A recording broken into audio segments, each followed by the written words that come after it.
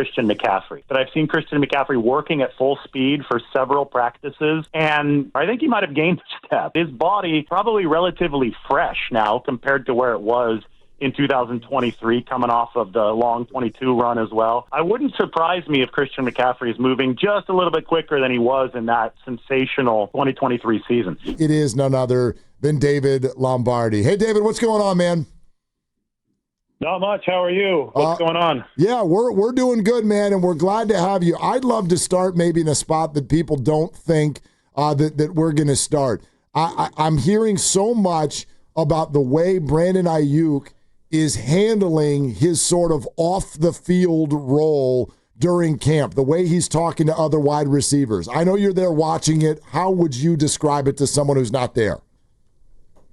Well, it's certainly a big difference from last year, at least the part that we see. Last year, he was 100% healthy, should have been ready to go, but obviously wasn't partaking because of the contract issue, and he was just kind of standing off on the side whenever he did check out practice. This year, he's obviously physically incapable of practicing because he's still recovering from the ACL and the MCL, but he's right up in the middle of things, and he's talking to receivers, he's encouraging young guys, he's laughing with Jennings when Juwan is out there. So he feels like he's very much more a part of things than he was last year. Now, we didn't see behind closed doors last year's into the meetings. Maybe he was involved there over the course of the hold-in. So I can't speak for that, but I could speak for what I see. And he's been really, really involved out on the practice field. The 49ers seem to appreciate that, and I think they expect him back at some point in the first half of the season. And what are you seeing from the receiver group? Mark and I were getting into it a little bit yesterday. I'm a little nonplussed by the names and the talent they have out there. What have you seen through the first almost full week of camp from the receiver position? Well, so much turmoil injury-wise there, and then there's going to be more turmoil in all likelihood with a suspension for Demarcus Robinson at the start of the season. So the 49ers have to reframe it as opportunity for not only the younger guys, but there are some veterans like Russell Gage, who hadn't played in 2 years because he tore his patellar tendon at the start of camp in 2023. But this was a legit number 3 guy for Atlanta. He had over 750 receiving yards in 2 consecutive seasons, and he's grabbed a lot of passes over the course of this training camp. So it could be that he's up to speed and he's going to grab one of those depth spots for the 49ers to start the season so that they can insulate the floor of a unit that probably is going to be missing Aiyuk and Demarcus Robinson to begin the season. You know, to compound issues, Jennings has been out now for a couple practices with a calf issue. I think it's the same one, or it could be a similar one that bothered him back in OTAs. So what the 49ers are having to do right now is really stretch their depth. And we've seen them actually sign a couple players like an Equanimeous St. Brown to make sure they can get through some of these practices. The opportunities so far have been seized mainly by Russell Gage. So keep an eye out for him because he's done it at a high level in this league before.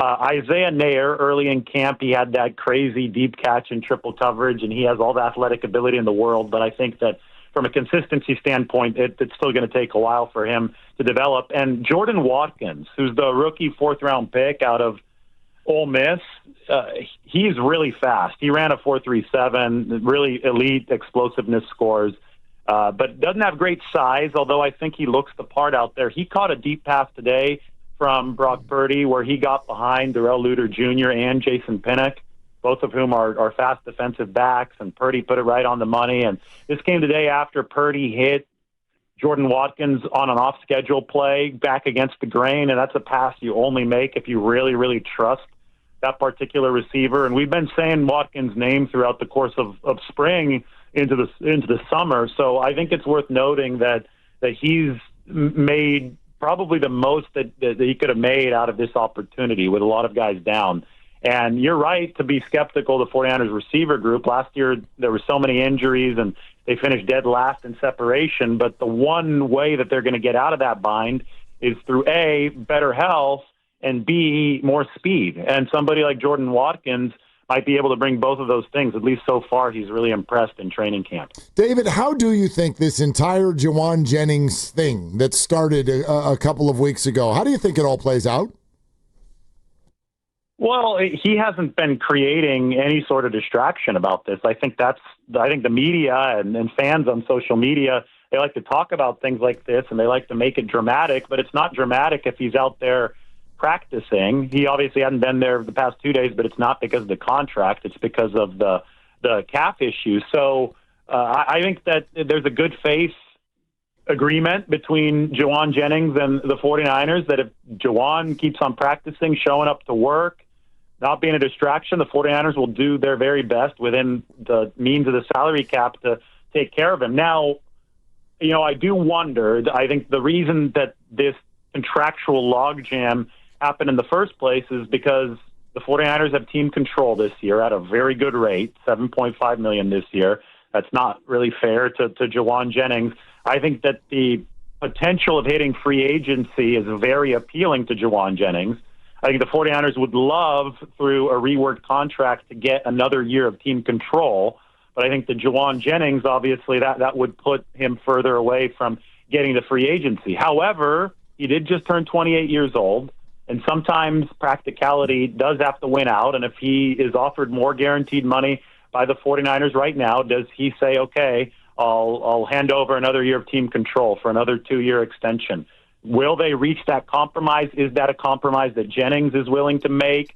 I know that the 49ers, with what Shanahan and John Lynch said at the press conference, they're definitely willing to sweeten the pot in some way, but they're going to have to get something back in return as well because they do have a lot of leverage with that team control. But anyway, something like 2 years, 12, 13, 14 million, I think that's something that would be workable for the 49ers, but it would require that Jauan Jennings pushes free agency a year down the road, and that's tough to do for a receiver who's going to be 29 years old next season. So it's going to take a good faith compromise like that. Yeah, at least he would have that guaranteed money in his pocket to prolong his free agency.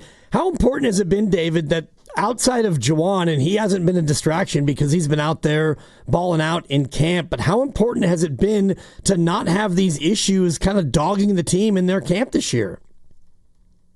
Well, everything really conspired against the 49ers. The fact that they lost the Super Bowl, which was held on, February 13th, it just dug so far into their offseason. So they came in exhausted.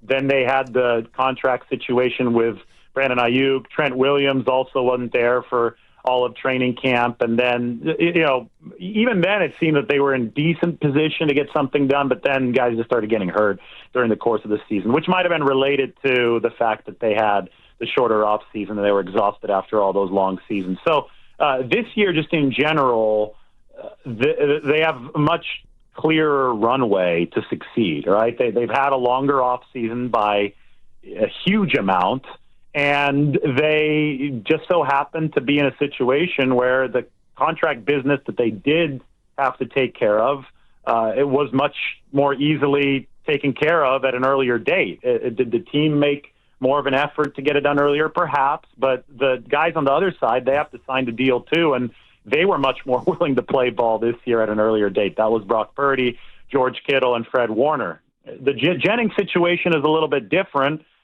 because I know he's not like a bona fide A-list player, so he didn't fall into that category of players whom the 49ers were able to take care of earlier. I explained why there's probably an impasse going on right now, but the fact that Jennings is operating in better faith than Brandon Aiyuk did at this point last year, I think it just goes along with the theme of the whole offseason, which has been an offseason of more rest and better faith for the 49ers than before. So I do think that it is important as they try to take off here in 2025. Part of turning it around is something you always talk about, David, which is complementary football. And to have that, Shanahan needs a running attack. How does Christian McCaffrey look? Are we going to get back to 2 years ago, workhorse peak CMC?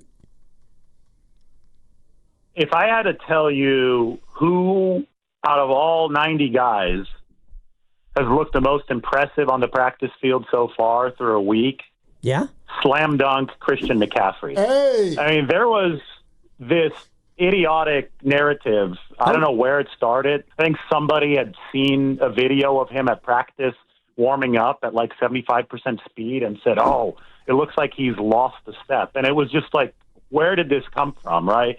because the clip that whoever that was referencing wasn't even a full-speed clip. Well, now I can tell you that I've seen Christian McCaffrey working at full speed for several practices, and I was joking at first on day one. I'm not joking anymore. I think he might have gained a step. And over 2024 for sure. Comparing it to 2023 is going to be tough, but consider the fact that his body is probably relatively fresh now compared to where it was in 2023, coming off of the long 22 run as well. I wouldn't surprise me if Christian McCaffrey is moving just a little bit quicker than he was in that sensational 2023 season. He looks like he's added a little bit of muscle, not like an alarming amount to where it would slow him down, but probably just to be able to absorb some of the physical punishment that comes over the course of the season. And I can tell you for sure that Christian is extremely motivated and extremely locked in. I know that he pays attention to some of the noise out there, and I know that he uses it as fuel. And he made a couple awesome catches the other day. I think he's running really well, and I think that he looks absolutely great out on that football field. David, I'm going to speak for everybody listening and just say, like, that's a big statement that you think maybe he looks even better than when he was, like, the best offensive player on the planet. Well, he's fully healthy now, and he, again, last year, as tough as it was, he didn't put this crazy mileage on his body, right? He wasn't taking all these bruises because he played only a couple games. And then it was really unfortunate. A lot of people mistake the injury against Buffalo. They think that had something to do with the Achilles, and it didn't. It was a totally separate bad luck injury in the snow at Buffalo. He banged his knee on the ground, and it was a PCL tear in the knee. So the Achilles had fully healed, and I think what a lot of people also forget is that he looked really, really good in that quarter before he got hurt against the Bills. Do you guys remember that? He had a couple big runs. Yep. He actually got tripped up by the shoestring. So, okay, if the guy can look like that, just a few weeks removed from this Achilles tendonitis that was a big, big problem, if he was able to come back and look like that in the same season in the snow when it was hard to run, that tells me something, right? Now he's had a full off season to completely reset, to heal from the subsequent knee injury, and we know what fuels this guy. I mean, he's Shanahan calls him a psycho, and he means that in a complimentary way, but he's out to prove people wrong. He's out to say, no, I could still be an elite running back. So many of you counted me out last year. So many of you misdiagnosed what was wrong with you. People were just going off online about this is wrong with McCaffrey. That's wrong. He'll never play again. Athletes who are wired like him, who I think are going to end up in the Hall of Fame he's going to end up in the Hall of Fame one day. They take that and they use it as fuel. So I think he's going to have a really good year. And I think that we've seen the beginnings of that so far at 49ers training camp.